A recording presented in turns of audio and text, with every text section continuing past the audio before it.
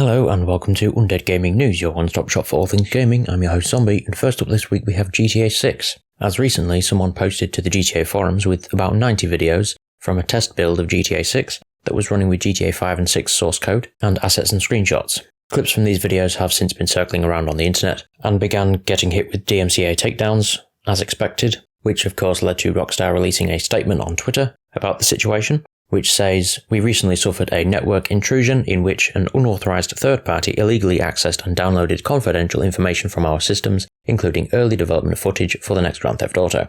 At this time, we do not anticipate any disruption to our live game services nor any long-term effect on the development of our ongoing projects. We are extremely disappointed to have any details of our next game shared with you in this way. Our work on the next Grand Theft Auto game will continue as planned, and we will remain as committed as ever to delivering an experience to you, our players, that truly exceeds your expectations. We will update everyone again soon, and of course, we'll properly introduce you to the next game when it's ready. We want to thank everyone for their ongoing support through this situation, the Rockstar Games team." Now, while these leaks were circulating, it led to some people getting concerned for the future of GTA 6 simply because it didn't look up to standard, claiming that the graphics were the first thing to be finished in a video game. However, as the leaks are from an early test build, the final product will look completely different, and to help illustrate that point, other developers from different studios have been sharing their early project work from games that they have released, just to show how different it can be, and to also counter the claim that graphics are the first thing to be finished in a video game, because of course they're not. But in other news, we finally have some news on the PlayStation VR 2, however it's not good news, as Sony has now confirmed that the VR 2 will not be backwards compatible with the original PlayStation VR games. The PS VR 2 is set to make some significant advancements, introducing new controllers and other features that will apparently make it difficult for the new headset to be compatible with the older games.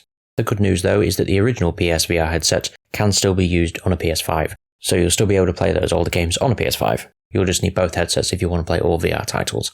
Sticking with Sony, according to a recent report, they are planning to release a new PS5 model in 2024 with a detachable disc drive. The disc drive itself is expected to be sold separately, so that those with existing PS5 Digital Edition consoles should also be able to use it as well. The report claims that the existing PS5 consoles will be completely replaced by the new model, and aesthetically speaking, it's believed that the new PS5 model will look similar to the ones that are currently available, but it's expected to be slimmer and lighter. Also in the news, we have a rumour that was surfaced last week that the Yakuza name was being retired, due to the studio's next game being in that series without the Yakuza title. And now it's officially been confirmed that that's the case, as they're changing the series name for the foreseeable future to Like a Dragon.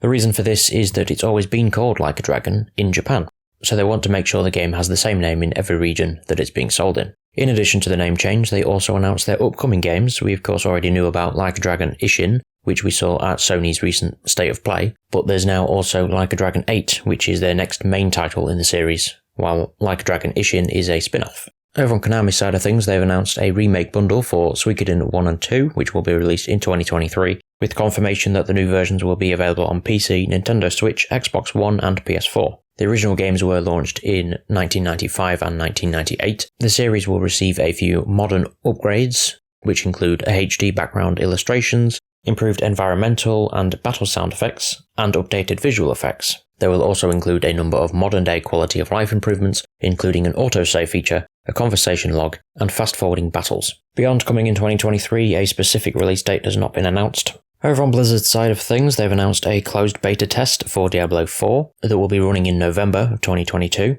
with an open beta to follow in 2023. Currently, Diablo 4 is expected to release sometime in 2023, and according to Blizzard, the closed beta will focus on the endgame of Diablo 4, and it's important to note that this test will only be available for those with extensive hours in Diablo 3 and Diablo 2 Resurrected. So if you don't qualify, you'll have to wait for the open beta in 2023. Also in the news, we have Kim McCaskill, who is a writer that worked on the upcoming Suicide Squad Kill the Justice League, and she was recently nominated for a Lifetime Achievement Award by the non-profit organisation Women in Games. However, she recently took to Twitter to announce that she can't in good conscience accept the award, as both Rocksteady Studios and its parent company Warner Bros. Interactive are among the event's sponsors. She said that Rocksteady and Warner Bros. Have not adequately addressed the rampant harassment and sexism that she and other females have allegedly experienced at the studio. She goes on to say, "Stop enabling bad behaviour. You can throw your name on every diversity event going, but unless you take accountability, it means nothing, and I see you." To give some context to what she's referring to, in August 2020, a report was released about accusations of sexual harassment and discrimination at Rocksteady Studios. The story revealed that in 2018, over half of Rocksteady's female staff signed a letter that attempted to bring matters to the leadership's attention, in which they claimed to have endured colleagues' unwanted advances, such as leering at parts of their bodies and making inappropriate comments at the office, among other things.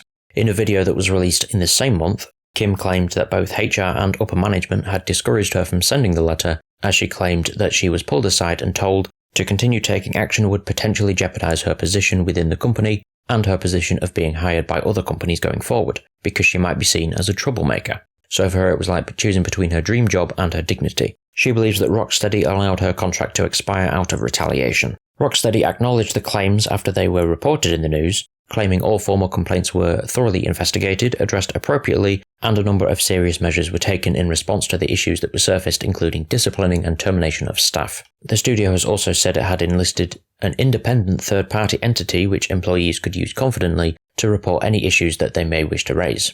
Kim also says she has contacted Warner Brothers about declining the award, and she said she wanted to resolve the situation, but apparently they told her it was not open to discussion.